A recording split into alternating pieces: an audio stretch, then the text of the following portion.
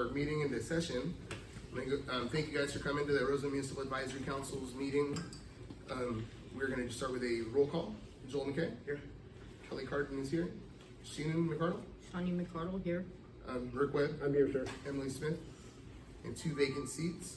I'd like to real quick introduce Mr. Webb. He's a recent appointee to our board. He's very familiar with our community. He's served on boards for the last decade at least or so. I consider him to be one of my mentors that I speak to when I have questions that I need to ask. So we're very thankful to have him joining us. I think he's going to be a huge addition. I'd like to do the flag salute. I'm actually going to ask our supervisor to lead us through the flag salute, please. Thank you. Salute. Pledge. I pledge allegiance to the flag of the United States of America and to the republic for which it stands, one nation, under God, indivisible, with liberty and justice for all. Thank you, sir.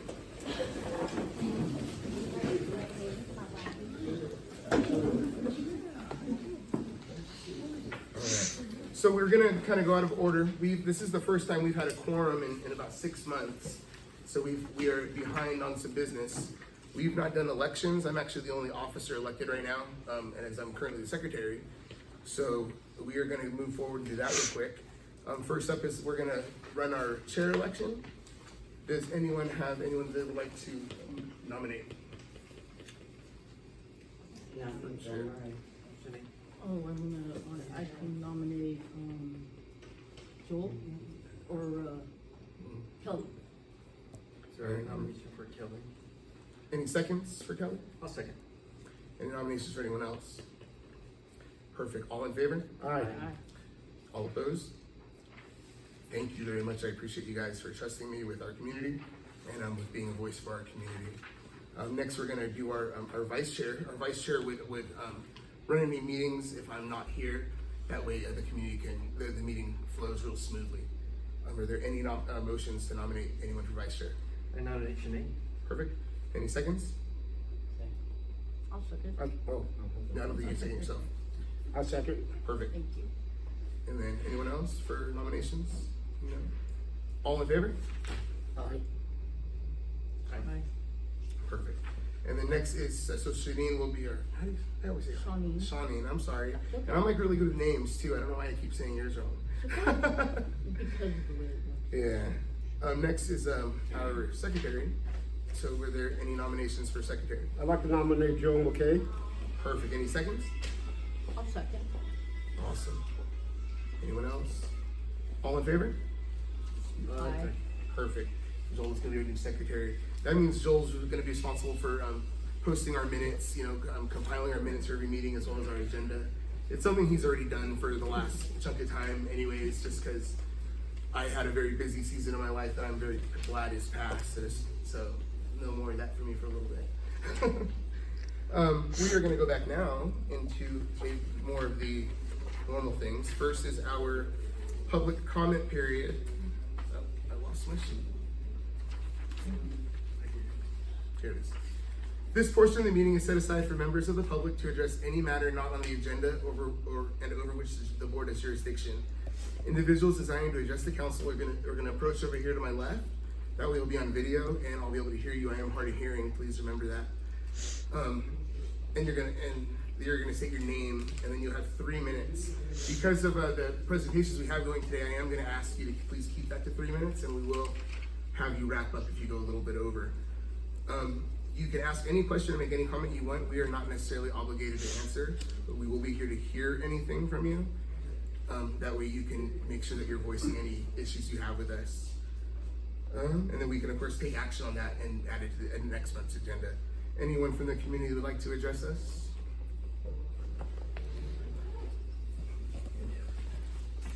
Thanks. Good evening, council members. My name is Jared Ward. I'm a community member. Tonight, I would like to formally request the Roseland Municipal Advisory Council to do everything in its power to address what I consider public safety concern that is Roseland Boulevard, specifically the length of Roseland Boulevard between United Street and Mojave Tropico Road. The most recent public safety incident on Roseland Boulevard Boulevard occurred on the night of April 2nd, 2025, where a woman was killed in a car crash at the intersection of Roseman Boulevard and 35th Street West. And while I understand there are multiple contributing factors to horrific incidents like this, the largest constraint or largest constant that our municipality can control is the design of the road. According to the national organization Strong Towns, the top 5 controllable factors to car crashes are high-speed road design in urban areas, design that inadequately accounts for people walking and biking, dangerous intersection design, which I believe 35th and Rosewood Boulevard is, 4 visibility and lighting issues, and 5 deviating from the designer's intents. These findings have prompted the Strong Towns organization to recommend the following actions to local leaders across the country, and I request that Rmac considers these for official business. These recommendations are: 1, make safety a core organizational responsibility by empowering a person or team to intervene and establish municipal processes on behalf of traffic safety. 2, establish a crash response team to gather data following a fatal or traumatic car crash. 3, establish a crash analysis studio to identify and learn from the many factors that cause a crash. 4, use temporary traffic control devices to respond quickly to dangerous situations. 5, update local street standards to prioritize safety instead of traffic speed and throughput. 6, conduct bike and walk audits for all projects to provide the same level of insight and awareness to the safety of people biking and walking as is routinely applied to people driving.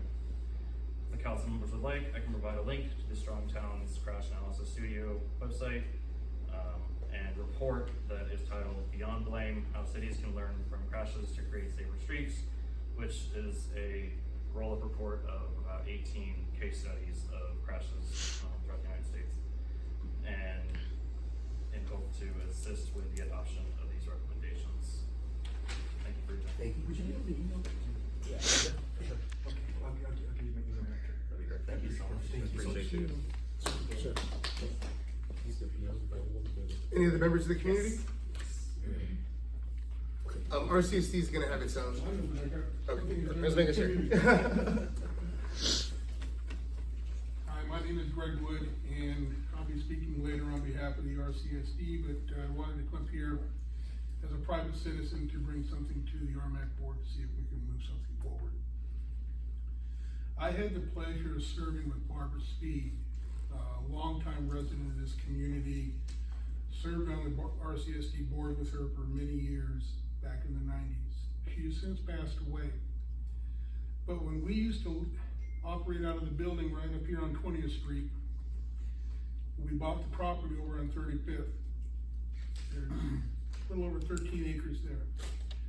And at the time, Barbara Speed said that her dream was for that to be the Rosamond Civic Center. Sheriff's Department, Fire Department, Library, RCSD, and hopefully maybe the post office one day. But to honor Barbara and all of her dedication to this community, I would like to see if there's some way that we could rename from Roseland Boulevard north on 35th, rename it for Barbara. Barbara Speed Avenue or Barbara Street or whatever, but just to honor her, because we now have the fire department there, we have the RCSD there, we have the library there, and we're going to be having the sheriff's department there as well. And so it's come to a point where her vision was that that would be the Roseland Civic Center. And I would like to see if there's some way that as a community, we can honor this great lady that really served this community well many years ago. Thank you. I can remember Barbara coming into my mom's store when I was a kid, and I would hold her shopping basket for her, and she would buy me gummy worms. Any other members of the community? Perfect. Thank you so much, guys. We are going to move on to our community leader report. First, we are going to ask the American Red Cross to please go ahead. I made Lester wait last month, so. It's all good. Hi, everybody. My name is Lester Fusel. I'm the Government Relations Liaison with the Current Eastern Sierra chapter of Your American Red Cross. I'm glad to be here tonight. Glad to see so many people out here. We have been steadily involved in community community activities out here. Just recently, we were involved with the Chamber of Commerce and their Easter egg hunt. We set up a tabling event. We're able to meet members of the community and present the Red Cross disaster preparedness message, as well as provide opportunities for individuals to sign up as volunteers with the Red Cross, and also provide an opportunity to sign up for our on-demand smoke detector installation. Our home fire safety program has two portions to it, one being our sound the alarm, where we canvass the neighborhood and then install smoke detectors. And a program that we have is the on-demand, where individuals who register online will be afforded a visit from members from the Red Cross. We'll speak a little bit about home fire safety and install a minimum of 3 smoke detectors in homes that don't have any, as well inspect smoke detectors. I'm currently working on the scheduling right now for quite a few people in Roseman that have requested them, so I'm looking forward to getting out in your community, making homes safer and making people safer by installing smoke detectors in there. I have responded to 2 level 1 disaster responses in your community. Just last week we had a structure fire off of Tropico, and we were able to provide supportive services to the resident there, and we continue to do so as well. We responded to the incident in North Edwards. We're continuing to support those families there, also with integrated disaster care as well recovery. So we remain active in the community on those things. So I stay in touch with the Chamber of Commerce as well, Rmac, and you know, my goal in this community is to ensure that the Red Cross is not only involved in our steady state activities and support, but also disaster. And you know, as we know, San Diego just had an earthquake not too long ago, and it was rather significant. Fortunately, not too much damage, no loss of life. But it's important that we remember that we are an earthquake country, and that we should always prepare. And one of the things that we talked about is having a kit. Make sure you have a kit established, whether it's a backpack or the like. Have money in there, have spare medications, glasses if you need them, important documents, copies of important documents, as well as some comfort items, whether it be food or the like, because you never know. You may have to leave your property and go someplace else, or even go to a Red Cross shelter. We want to make sure that you have these things that allow you to be able to function as best you can given the emergency situation that's going on there. So, is there anybody that might have any questions of the Red Cross? Also pet preparedness for disasters. Well, interesting, yes, and that's very important that she brings that up, is that when we have our shelters and when we establish shelters, having a place for your fur babies is an integral part, and we actually have co-located locations for the fur babies, and we see a lot of dogs and cats that come in. We don't have them actually in the shelter unless they're service animals, but it's nice to have a co-located location so that our clients know that their pets are safe, taken care of. But that being said, don't just have a kit for yourself. You know, if you don't end up at a shelter, you want to make sure you have a kit for your animals, you know, whether it be water bowl, food, or anything else that they might need for their comfort. So think about your whole family, including your fur babies that are there too. So, awesome, real good. All right. Hey, Lester, can you get us like digital copies of things like lists and other recommended things that we could share to our site? Yes. Could be redistributed throughout town? Yeah, as a matter of fact, I have some handouts, so I'll put them out here in relation to that. We like to say, have a kit, make a plan, and stay informed. So make that kit for you and your family, including kids and your pets. Have a plan, in other words, who are you going to be able to communicate if there's a disaster, so they know that that everybody is okay as well within your family, so they know how to communicate back and forth as well. Stay informed. So in the case of the earthquake or anything else, make sure you stay informed and know what's happening with the disaster so that you're able to act appropriately when necessary. Perfect. Thank you, sir. Thanks. Do we have anyone from the sheriff's office? No. Assemblyman Lackey, does your office have a short update for us, or would you like to just get to the presentation? We go to the presentation. It's a mess. Absolutely. And for Kern County Supervisor Chris Parlier, Ms. Karen, do you have a short update for us? Or? The supervisor is here, so I'll defer to him. we're gonna, Defer. okay, are you gonna give an update to them? No, Or no, we do presentations? no, he's gonna do an update. Oh, okay. Even better. So I had the distinct pleasure of really getting to know Chris last year. We spent a lot of time arguing, not arguing, but like sharing opinions. I think we really, had a good time. We actually had a really good time hanging out together. I started calling his wife Mama Debbie by the end. So I, for one, am somebody who's very excited to see you here. Thank you for being here. And the floor is yours, sir. Thank you so much. It's my privilege and honor to represent Kern County, District 2. It's an area the size of Delaware and Rhode Island combined at about 4,000 square miles. East Kern is an area that I try to get to constantly. I was here last week for a community meeting. Tuesday I was at the Cal Portland concrete facility learning about all the great things that they're doing to help build California and the nation. I was at the recent groundbreaking for Pacific Steel, $600 million investment for East Kern. It's going to provide about 500 construction jobs, about 400 permanent jobs, well-paying jobs, and hopefully they all live in East Kern and hopefully Roseman area or Mojave. Also, HydroStore, which is another innovative facility that's going to come online hopefully in the next year or so. It's going to be another great job producer. I have a meeting with them next week to talk about their activities. It's still kind of going through some processes through the state, and hopefully those continue to move forward successfully, and then we'll have another successful business in East Kern. And I'm not going to bore you with everything that I covered last week. I have handouts over here, and also there is a QR code. I have business cards and I can pass those out. But real quick, I want to introduce my team. If Karen could stand up, Paul. I have others in the office that work in different areas. Karen is my face for East Kern. She does a wonderful job. And I just want to thank her for her service to District 2 and to the county. Paul Yanez, I've known Paul for a long time.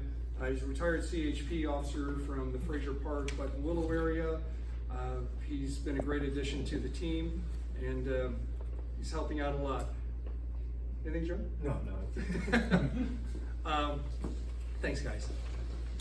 So real quick, and I don't want to take up assembly members' time too much, but my priorities of public safety, the Roseman Sheriff's Station that just opened, that's a temporary station. The permanent one is in design right now. Hopefully it's going to be built by 2026, middle of 2027. It's going to be a great facility, brand new facility, and that will be the permanent sheriff station right behind the fire station. Economic development, I just mentioned just a few of those. Road improvements, and a gentleman that talked about the road hazard issues. I want to give you a card after we're done, and we'll try and work on that project also.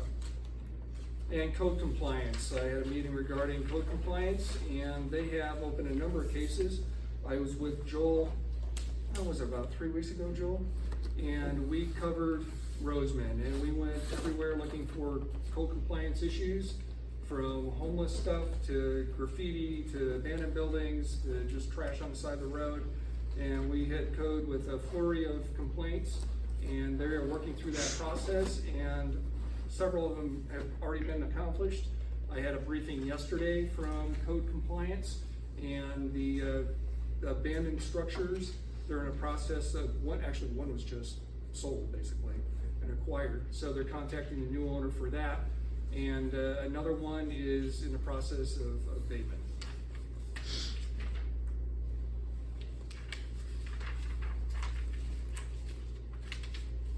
So roads, Roseman Boulevard rehabilitation, it's going to be a little over a $2 million rehabilitation project. 60% design plans in progress. Construction should be done or planned in 2026. Roseman Median Safety Project, that's almost a $2 million project. It's going to surface transportation program. That program is going to be done in 25-26. Will be done in spring of 2027. East Kern for State Route 14 widening. That is a project that's going to be done in 2025. 40th Street West Road reconstruction, a $1.5 million project. Construction scheduled for 2026, 20th Street from Sahona Drive to Orange Street, and construction scheduled for 2025. The library, so the library project is really underway, and that should be opening in September of 2025. Roseman Skate Park, $1 million renew biz funds are used for that. That's completed. The Roseman Park restroom completion is July of 2025. Roseman Community Building completion of October 2025. The Roseman Ball Field. So this is something I really was hoping it'd be done before opening season this year. Fortunately, when we put it out the bid, actually several bids, the contractors either didn't respond or they came back with a bid that really wasn't projected in the monies that we had set aside. Had a meeting yesterday on it. I'm shifting other monies from my office to this project. I said I want this project done by opening season of next year. That field should be completely redone and should be a great addition for Little League of next year.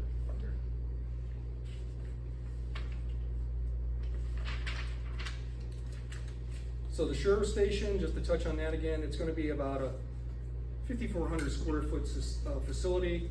I talked to Joel about expanding that facility, potentially general services. I had a meeting with the past director who just retired about maybe putting a second floor on it to make it about 11,000 square feet. I don't know if that's gonna be a fit or not. I'm still talking to the county management about it. And if it isn't, we are looking at other land to build potentially other county facilities. So that's a brief update. There's a little more information in there. And also check out my 100-day report. It's available with all the stuff I've done, not only East Kern, but throughout the communities. And I look forward to serving you, and I'm an open line.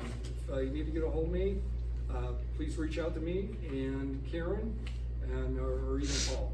So thank you so much. And Rmac is a wonderful committee, and they're in constant contact with me, and we have regular meetings and updates about helping Roseman.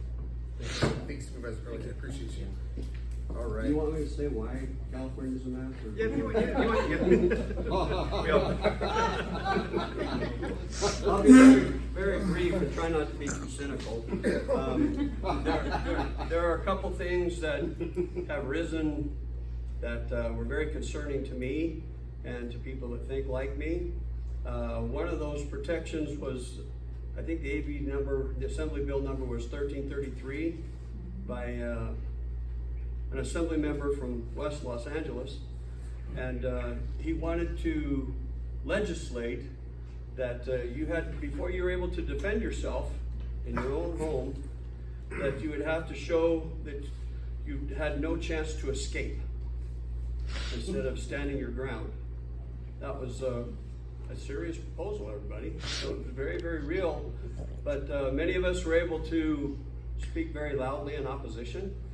And it wasn't just a partisan opposition, thankfully. And we were able to put it to sleep, at least for now. So it may reemerge. Most of these crazy ideas, I consider them crazy, reemerge after they fail. So be careful and be aware and stay vigilant. Another one that's reemerged is extending the hours of serving alcohol from 2 a.m. to 4 a.m. This is its 6th attempt, and I've been able to be a pivotal influence in stopping that every time. One time I made it all the way to the governor's desk and got vetoed, and we were able to have influence in that decision. But it's coming back as these crazy ideas, what I think are crazy. I don't mean to be insulting to my colleagues, but my goodness, what are they doing? I mean, to me, most of you know that I was a highway patrolman for 28 years. And prior to my service in the highway patrol, my best friend fell asleep at the wheel. We were both ejected. This was back in 1978 when seatbelts weren't a thing. And we laid out in the middle of the desert, and a truck driver stopped by and basically saved our lives. We both had broken pelvises and were unconscious. Long story short, fatigue is also a very impairing circumstance, folks. And between 2 a.m. and 4 a.m., it exponentially becomes more dangerous. That's even when you're not under the influence of any other substance, just pure fatigue. You mix those two, people are going to die. More people will die. What economic advantage is worth someone losing a family member? Those of you who have had family members or friends that have been involved in serious collisions know what I'm talking about. Those circumstances are permanent. And I'm telling you, any kind of temporary gain is just not worth it. But yet, it's going to come very close, and it might even make it into law this time. I'm going to do everything I can to stop it, and I will speak very much from experience and what I've seen, and not just some presentation. Anyways, I don't want to belabor that because I can talk a long time about that very point. As far as affordability, everybody seems to be concerned about affordability, unless you're rich, and I don't know too many of us in here that meet that definition, including myself. So affordability is a real thing, and you can see I'm not a young man, and pretty soon I'm going to have a fixed income, and affordability is a real thing. And one of the things that drives me crazy is this whole just complete frustration of not recognizing people who live in rural communities, because public transportation is not a real thing for us. It's not a real option, and bicycles certainly are not, because those are the options that are strongly encouraged by some of my colleagues. And I try to let them know that when the winds are blowing at 40 miles an hour and it's 110 degrees outside, and you've got to ride your bike for extended periods of time, or periods of distance, not just a 5-mile ride. Bicycling is not real. It's not real for us. We drive our cars and our vehicles out of necessity. And unfortunately, this low carbon fuel standard situation, these are built-in costs that are imposed on you by public officials. Why? Is the environment really benefiting by this cost environmentally? Is there a direct relationship that correlates with the sacrifice that we're all making? I asked them to make that presentation. It's a very quiet response. And I'm telling you, I'm over it. And you should be over it. And you should reach out. Well, most of the people who represent you think like us, unfortunately. But spread the word and be active. Be on social media, ask why. And make those people be accountable, because I'm sure trying. And I want you to know that I am trying. Another thing we're trying to do is capping the raises that utilities are imposing on us. Those are also very choking. And I'm telling you, fixed income is no joke. I know people, very close people, who have very limited resources. When they raise rates even as much as 20%, 15%, that's expendable income money that's just disappeared. And some of them are already charging it to credit cards. And think about that. Credit card interest now is at 30% in some of these cards. And think of what that's doing. So affordability is a concern by many of us, and that's why I say it's a mess, because I don't know that it's resonating. And we're doing everything we can, my colleagues that surround me, that share my perspectives, we're really trying to make a difference. And right now we're having limited success. We're having some. At least they're talking about it. If we can get them to talk about it, that's a big win. So we're trying to get that in the conversation. And the final thing that comes and happens in May is the May revise, is what it's called. It's when the governor puts out something that's not quite as general and vague And so we will be passing a budget the month after in June, and God help us. Because right now it looks like our income is short of what it needs to be to fulfill all the responsibilities that we've committed to. That's not a good thing. No matter how they try to sell it to you, I'll be honest with you all the time. And most of my stays, we've had excesses to a significant degree. It's not the case right now. And so there's difficulty in your state government, but know that you have, it's not hopeless. We're fighting. We're fighting genuinely, and we're having an impact. When I say we, it's not just Republicans.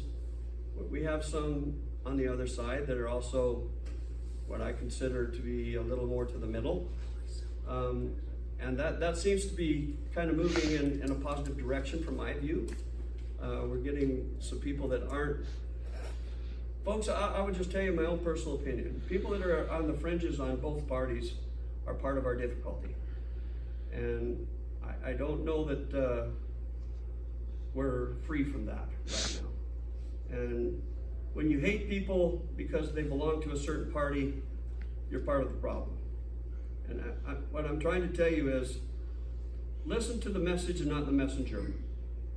That's way more healthy, way more productive. And I've been in this legislative experience, this is my 11th year. It's amazing, amazing that a guy from Boron could be in the legislature and survive these elections. I'm telling you, elections are nasty. And they're very, very difficult too. And I thank Roseman for helping me, because you've supported me. And you've been a big part of what I appreciate. And so that's why I come here. That's why I come here. You deserve to hear from me.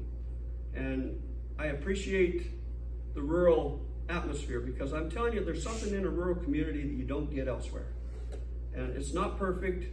And in many ways, a lot of people don't take us serious. I don't care. I don't care what they think. You're in control here. And so this is important that you get involved. There's not enough people filling this room in here. And that's our society, folks. Everybody's worried about the wrong things until the crud hits the fan. Then everybody's up in arms.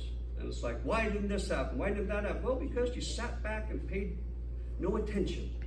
You didn't get engaged. So be involved, man. Be part of it. If I can make it to the legislature, you can at least get involved.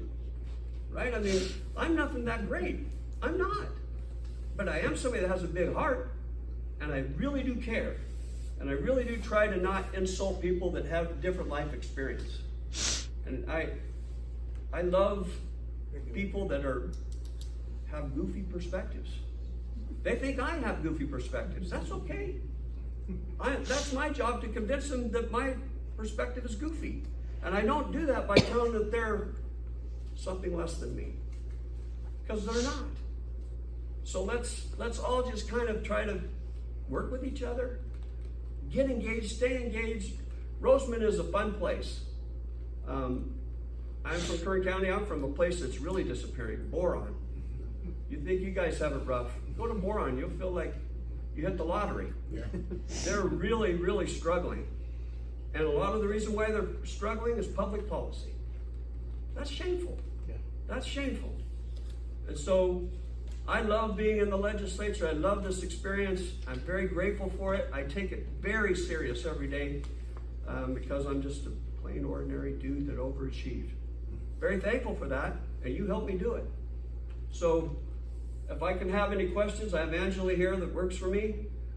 We believe in people. We don't care if you're Republican or Democrat. We'll try to help you if you want help from us, whether you're either party, because that's our job. Once elections are over, so should this partisan divide be over. But ideas should percolate. And the way it percolates is when you have mutual respect for each other. And let's get better at that, everybody. And that's really more than I expected to say. Thank you, sir. I wasn't there interrupting him. Sorry. No problem. So next, is anyone from the Chamber of Commerce that would like to give us a short update? That's my wife.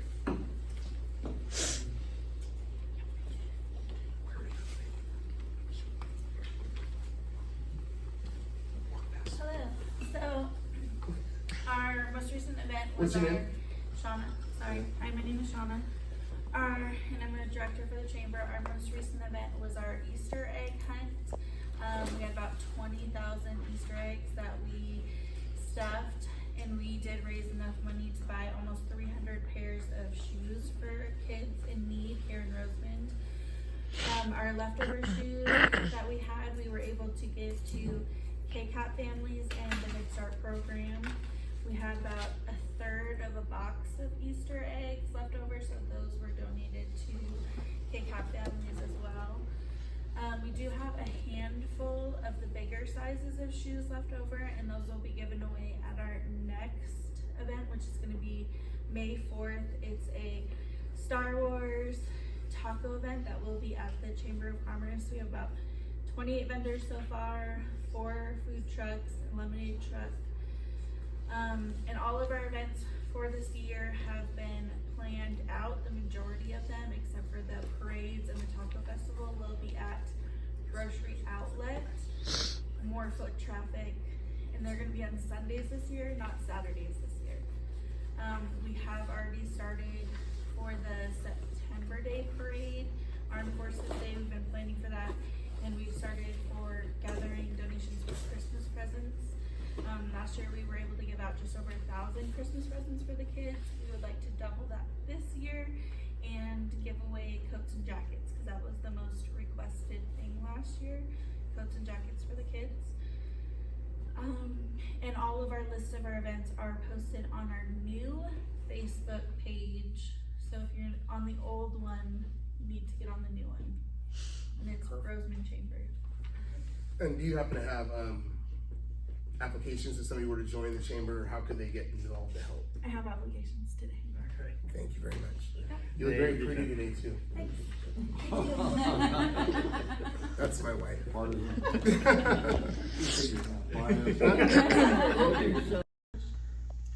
And we've had some exciting things happen at our March 26th board meeting.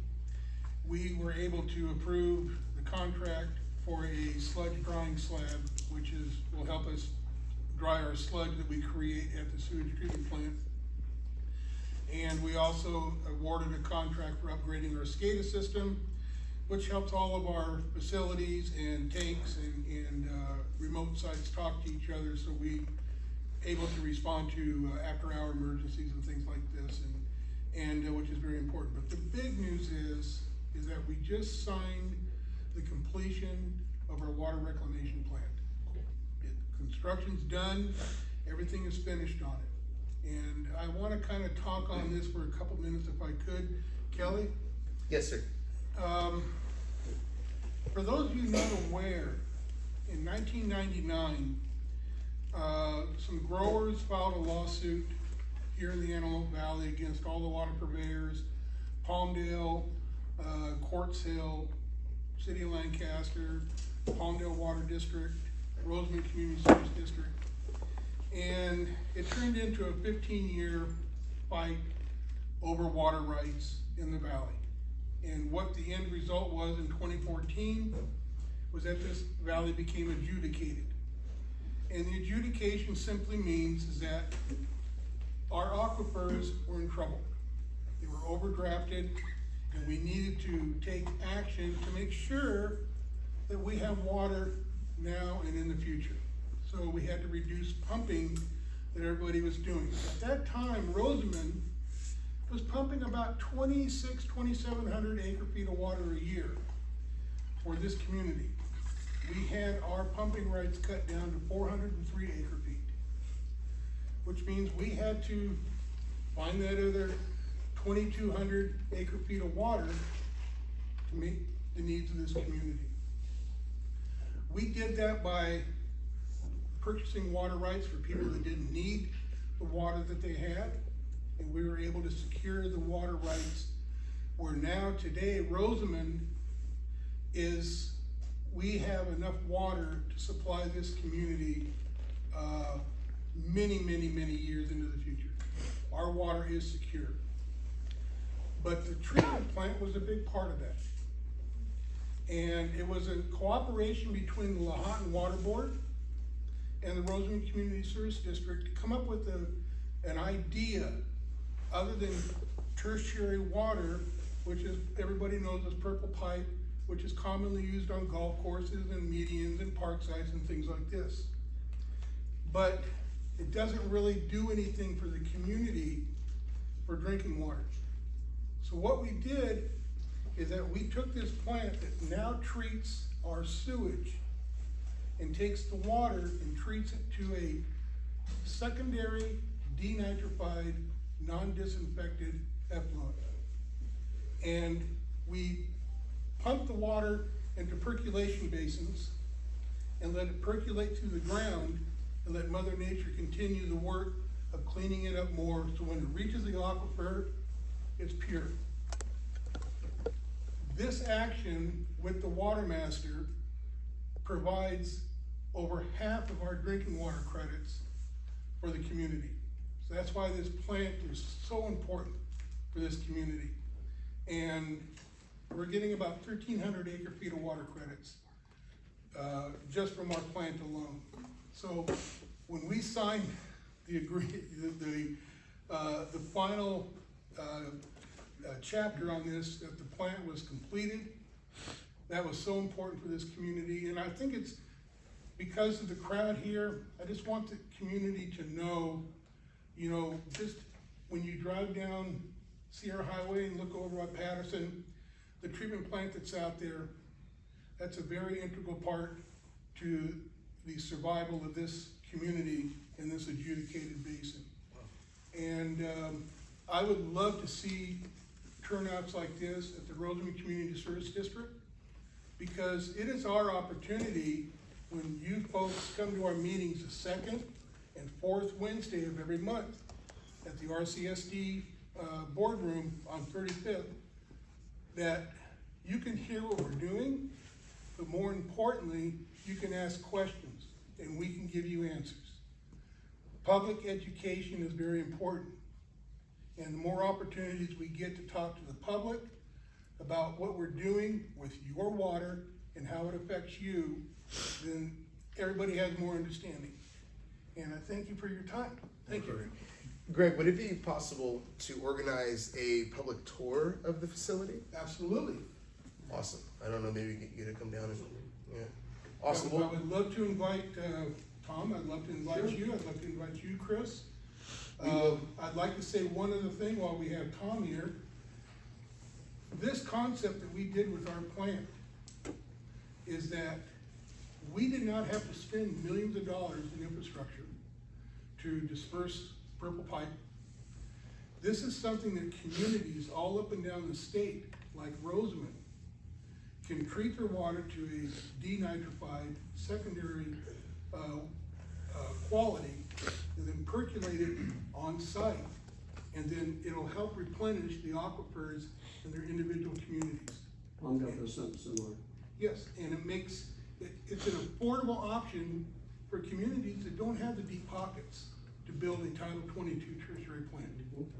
Real quick on that, folks, that plant out there received recognition throughout the entire industry for the design and the capabilities. We got it pretty good here. I mean, supervisor was talking and the assemblyman was talking about what's going on, but folks, you can stand proud. We got a lot of good things going on. They brought up all the plants, the jobs and all that. We're not in a great way, sir, but we're getting there. We're getting Local is better. Always. Thank you. Perfect. And Matt Bauer from Congressman Von Goff. So you have a short update for us before the presentation? Very short, don't worry. Yeah, thank you guys for having me. It's always a pleasure to be here and speak with you guys. Lots of things happening at the federal level. Obviously, it seems like there's a new headline every single hour at this point. But at least in Congress, the vast majority of attention has been spent on the budget reconciliation process that we've been focusing on.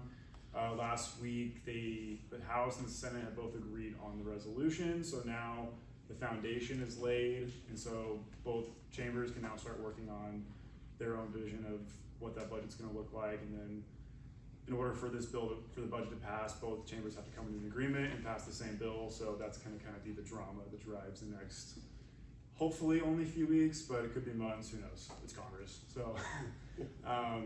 Yeah, so that's kind of just like the main theme of what's going on right now in Congress, and then Congressman Fong last week actually just reintroduced from last Congress the Save Our Sequoias Act, which is going to be tremendously beneficial for helping to replenish some of the sequoia groves that have been damaged throughout a few decades of wildfires, as well as consistent forest management. So very, very much looking forward to seeing how it's going to make its way through the legislative process and help to restore some of our natural beauty up there in Sequoia National Park. So Thank you, sir. that's all I got. Thank you. Awesome, thank you guys. We do have business that we need to discuss, but for the respect out of our offices that are here, we are gonna move forward into our guest speakers, and then we'll go backwards. So I would like to invite Officers Rivaldo. Commander Pagano was going to introduce you. Yes, I'm gonna be. I'm sorry. Sorry about that. You're good. She saved me from butchering a name. So Oh, yeah. So good evening, everyone. Thanks for being here tonight, and thanks to the board. I know we talked about this some time ago. I brag about the 2 new officers that graduated from Roseman High School, and being able to coordinate this, and for them to be here tonight and speak to you, give you a little insight on, when they graduated and their experience with the Highway Patrol. I'll also like to say, just to give you an idea, I think I mentioned it last meeting, this job, the application process for the Highway Patrol is still fairly competitive. Just for 2024, the department received over 24,000 applications, and out of those 24,000, there were 700 invitations that went out. And that just gives you an idea. That's statewide. And to be here tonight too with some retirees, I actually happened to work with Paul many years ago. Probably aging both of us, but that's okay. It's great. So thank you again, and I'll start with. could you, for the record, say your name real quick? Yes, Pagano, Maria Perfect. Pagano. Thank you, ma'am. Sorry. So I'll start with Officer Durgo. So if he could come up here. And while he's coming up here too, I'll also like to say thanks to the family that's here. This is a tough job, and the academy to the career itself, having the family support is great. So the floor is yours. Thank you. You're welcome. Thank you. Good evening. My name's Ian Durgo. I'm 21 years old. Graduated Roseman High School in 2022. Put in my application for CHP in July of 2023. Thought to myself, throughout my entire life, I wanted to be an officer. I didn't know if I wanted to be CHP or SO, or I just knew I wanted to be an officer. So as I grew up, I made strides to better myself and to try and be that ideal person, be that person the community can rely on, that person that you can fall back on, who somewhat has it put together, you know what I mean? So I went from working for USPS, like I said, put in my application July of 2023, went through the grueling background process, as my lieutenant explained, 24,000 applications and only 700 accepted. Very fortunate for my age especially, and for my experience level, so I greatly appreciate that. Once I was accepted, I didn't really know what was gonna happen. I knew CHP, they have a very high reputation. Probably a good thing you didn't know. Yes, sir. They have a very high reputation to uphold, very professional, and quite frankly, everything that I believe I wanted to stand for as I became a young man. So within my first few weeks, I found out really quickly that's exactly what it was gonna be. They were gonna make sure that I was gonna be the best possible version of myself that I could be to give back to my community. And fortunately, I was able to do that with my Roseman community. I got placed in Mojave CHP area office on my first go around, which I'm very fortunate for. It's highly competitive to be able to get the office that you want. So it used to be off of your social security numbers, but has since moved to your merit of your scores that you obtained throughout your stay and your ability to perform against your peers. So to be able to do that and come out on top to the point to where I'm able to come back to you guys, I greatly appreciate it. Thank you for your time.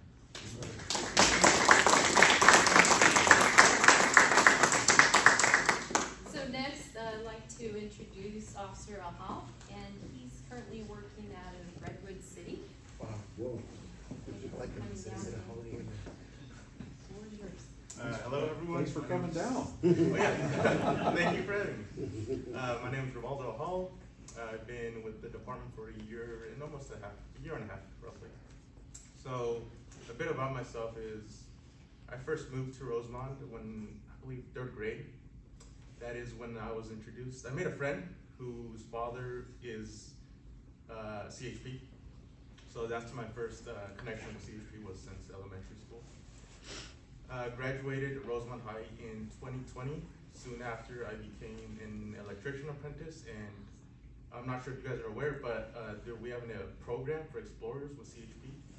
So I began that as well. So what that is for youth who are interested in becoming law enforcement or military, anything like that, just to groom the youth in a good direction. So I began doing that for roughly 2 years now. Then I applied. I don't remember when I applied, I'll be honest. It was either late 2023 or early 2024. Made it through backgrounds, which was, I believe backgrounds was almost half a year. So good process with that. And then got accepted into the academy. Maybe we're gonna study all these stories about the academy. They're rough, it's rough. I'm just glad I made it through. It's real. Yeah. Oh yeah. After that, after graduating, there were no openings for Mojave, so I couldn't come back home. That's the truth. It's the honest truth. That's reality. Pretty rare that there is that. So I ended up getting stationed in Redwood City, which I love that office. I plan on staying up there for a couple more years before coming back down. Before I go, I just want to say thank you all for coming. I love seeing people making a change, bringing awareness, or just being supportive.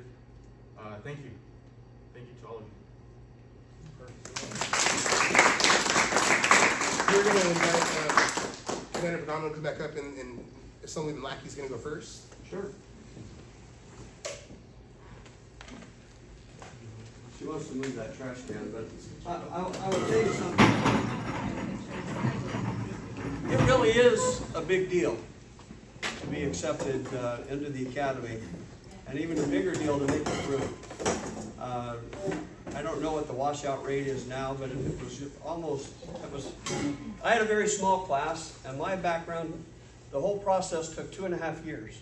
My eligibility I only had one class afterwards, so I barely snuck in. But I would tell you that these guys have something to be proud of, and there's just a lot I could really say, but I'm telling you, the academy is horrible. But it's by design. It's such a great teaching tool, and it really does separate, because it gets you to not think about who you are, but the service component of life. I wish everybody could go through an academy shorter period of time. You would become a better person, and I'm very proud of that. I'm very proud of the fact that these local guys have made it through, and it's proof, though. I just also went to a graduation just 2 classes ago of another young man from Boron that made it through. It's very difficult. It's super difficult to get through, and that's what you want. That's what you want, patrolling the roadways and doing what the Highway Patrol does. You want them in all law enforcement, and I'm not speaking down to any other agency. They're not as good, but we're thankful for them. We're thankful for them. Don't let the firefighters start talking. Oh, man. That's an even easier discussion. But nonetheless, you know what's wonderful about this? That's when partisanship and your faith, and all that stuff just is erased. It doesn't matter. Once you put the uniform on, you're all together. And that's something I loved about the Highway Patrol. And even though, you know, I retired a long time ago, and I still feel like I could go to work tomorrow. I loved it so much. I didn't love everything I saw, but I did love the camaraderie. And these guys have really done something special. They have no idea what's ahead of them, because it's a lot. It's just a lot. But I'm so thankful for the experience and so proud of what they've done. And this young man at 21 has no idea how lucky he is. Yeah. And he makes his own luck. I find that in life. You kind of you reap what you sow most of the time, not always. But I will tell you that it's something to be proud of, and for him to actually have an opening in Mojave is so unusual for them to take cadets. Right. And it took me a long time to get back to the Antelope Valley. But I'm so proud of them, and you should be proud of them too, that they came from here. And you have somebody now that's going to be emulating those principles that you value. And it's service. It's service to the point that, I mean, I had 13 people that I work with that lost their life in that service. And it's a real thing. I lost somebody I worked with about every 3 years. That's a reality in life. And they're willing to die for you, people. That's a big deal. I don't know in too many other professions, other than the ones we mentioned earlier. They're willing to die for you. And that's why when all that tragedy of George Floyd went down and people started castigating law enforcement, and I stood on the assembly floor and I said, just please remember that they are willing to die for people they've never met. How come we look down on them? But that's what happened. But so proud of them now, so proud of the way things have normalized now, and we've all gotten better through a very big tragic circumstance. And Officer Ian Durgo, yeah? Yes, sir. You're a very lucky man, and we're very proud of you. Thank you. Thank you.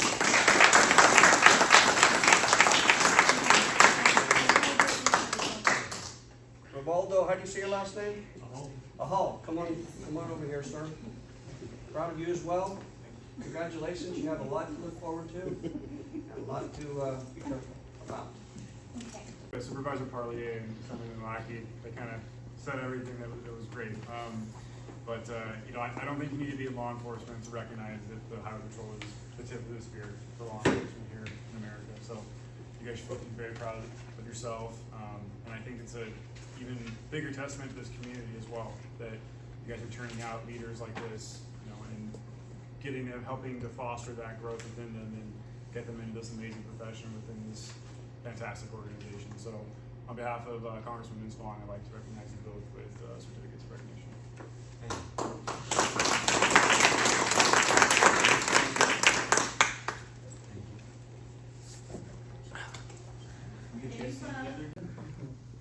You know, Joel and I are both from Roseman. We both went to Roseman High School. So when we see this is really cool to us. You know, my family's a business owners for 40 years, and Joel's family's law enforcement. It was kind of nice having a sheriff 2 houses down growing up.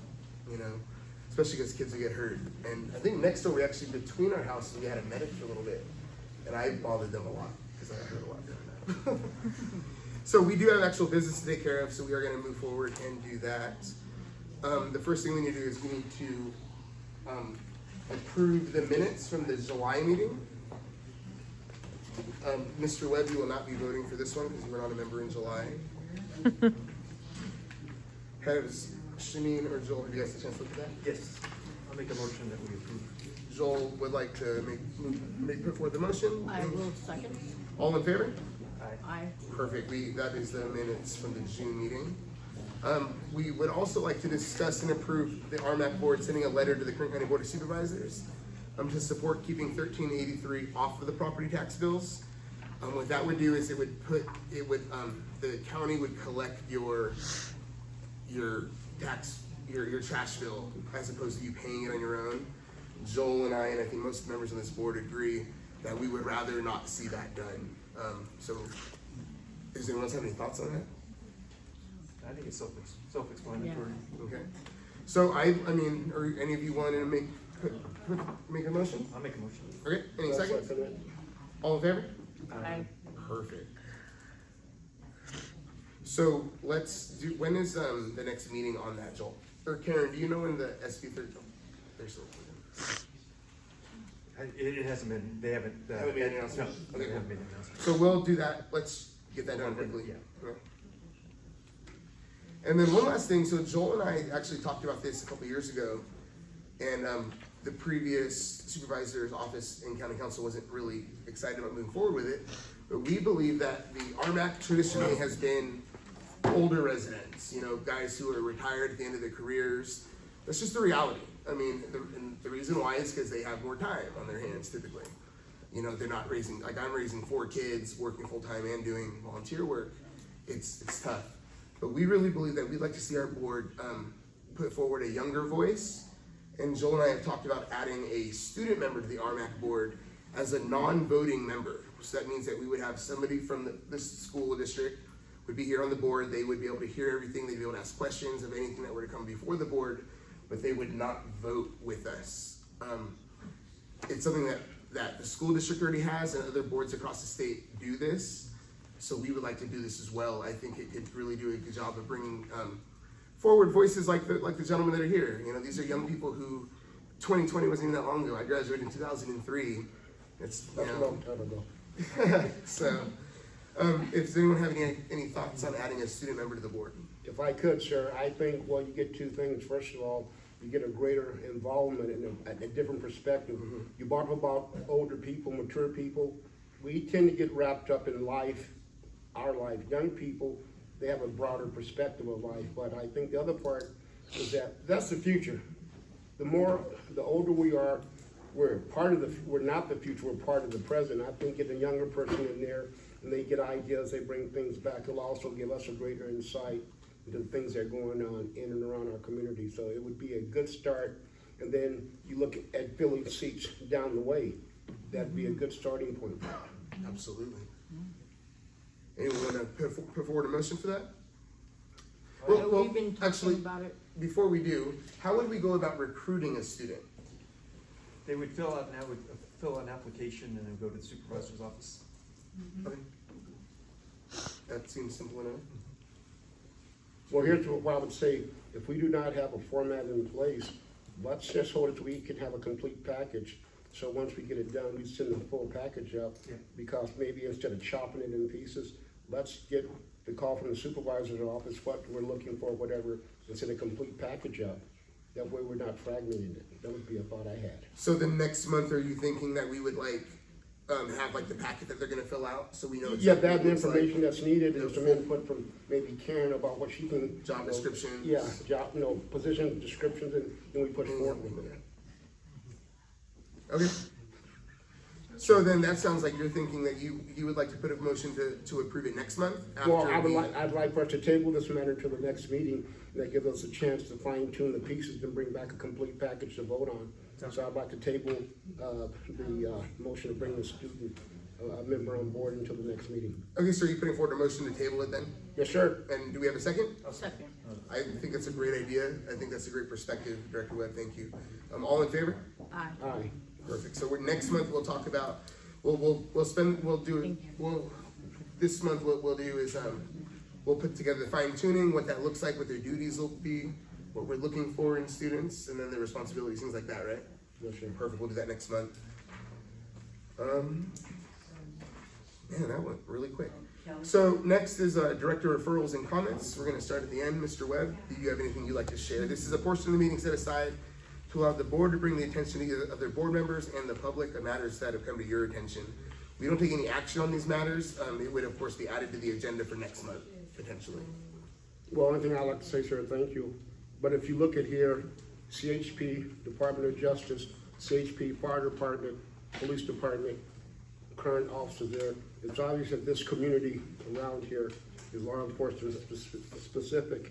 And I think years ago, my daughter, she gave, when they had the Sheriff's Appreciation Dinner, she gave a speech, and the part I remember about it that still scares me till this day.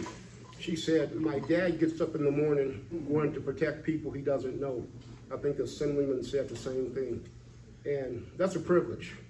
And folks who don't understand, I was shot, I was stabbed, defending people I didn't know. But you never cared about who you defended. You did it because that's what you do. If that radio starts beeping, that back row's gone. Help call, they're gone. That's just what we do. Fire department the same way. I don't care what level.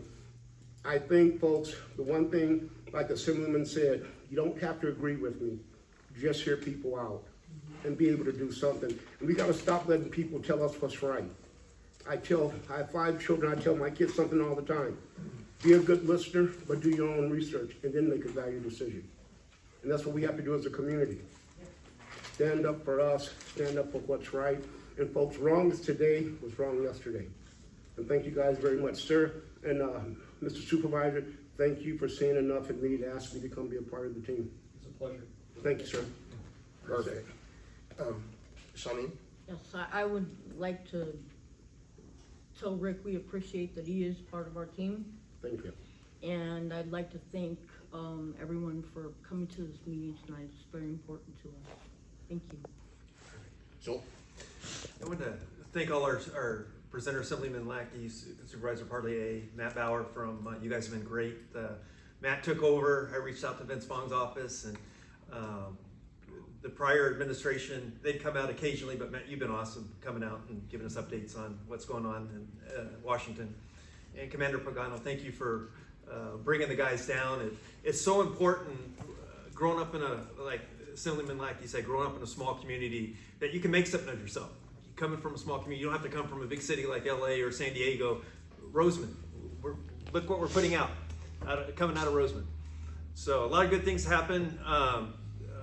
With the supervisor's help, we got the SNP van.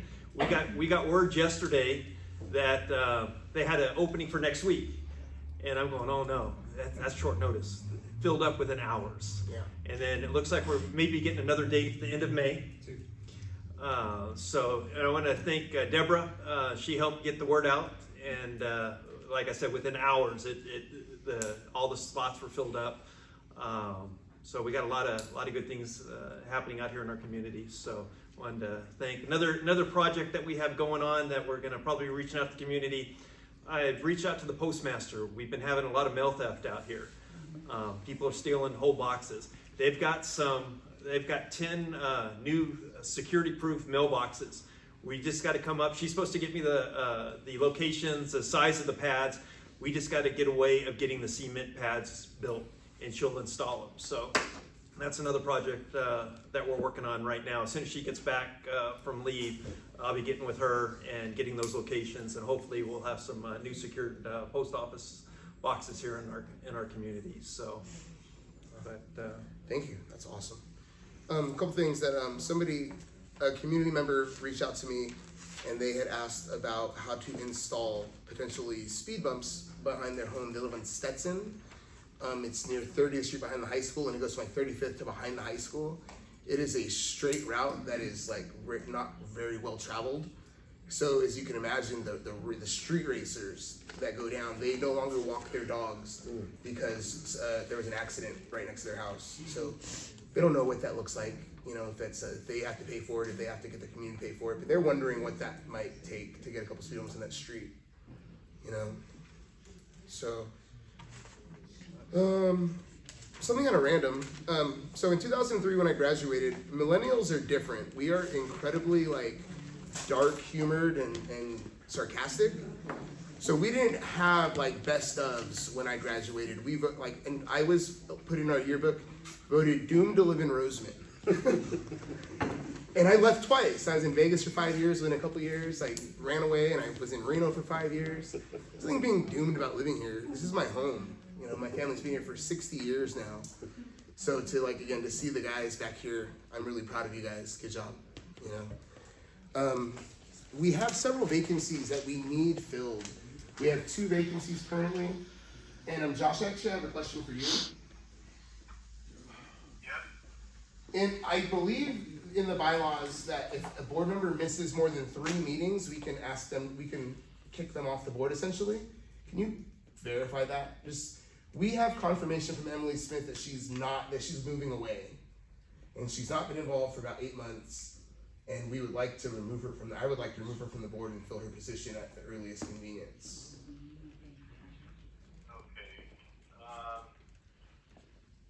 Pull the bylaws here.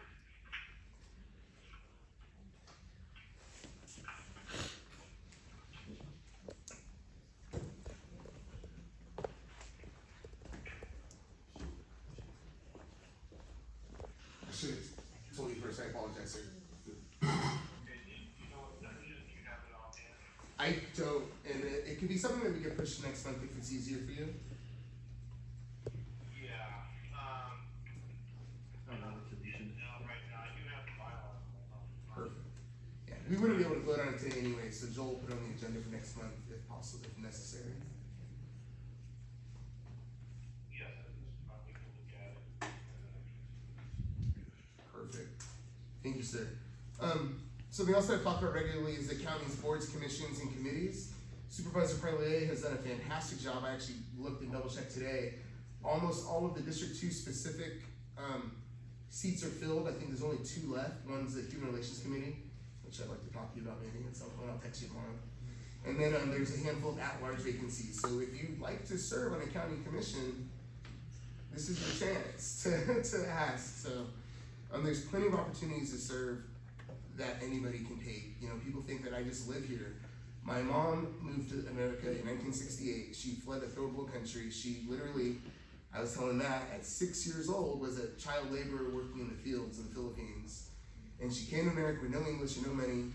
And she always taught me that there's ways that you can help. In 1987, when my grandparents came to America, she had to prove that she could take care of them and all of these things, and they still kept getting denied. And she called William Thomas's office, Congressman Thomas, and he had them here in less than 10 weeks. So, I mean, people think like, oh, government doesn't do anything. No, you just have to be willing to ask and learn how to kind of push those handles. So, plenty of opportunities to serve, and I think that's it. I forgot. One of the other committees I volunteered for is the Keep Kern Beautiful. We're going to be having our first event, and the supervisors, from what I told, will be in attendance May 17th. We'll be meeting across from Los Margaritas, and we're going to clean up Sierra Highway. It's a mess. You're my appointee. Yeah, I was appointed. Reached out to the supervisor, and I've been tired of seeing all this illegal dumping. And instead of talking the talk, I wanted to walk the walk and see what we could do to help clean that up. And then another real shout out real quick, Amanda is taking over the Roseman News. She does a fantastic job coming to our meetings, coming to the chamber. Just wanted to shout out. Thank you for coming and broadcasting and reporting on our meetings. Yeah, any meetings, even the water tour facility, I've gone to it. So if you guys need to see it, we have it on our YouTube channel. Wow. All right, thank you. All right, guys, it is that time. Do we have a motion to adjourn? Motion to adjourn. Second? I'll second.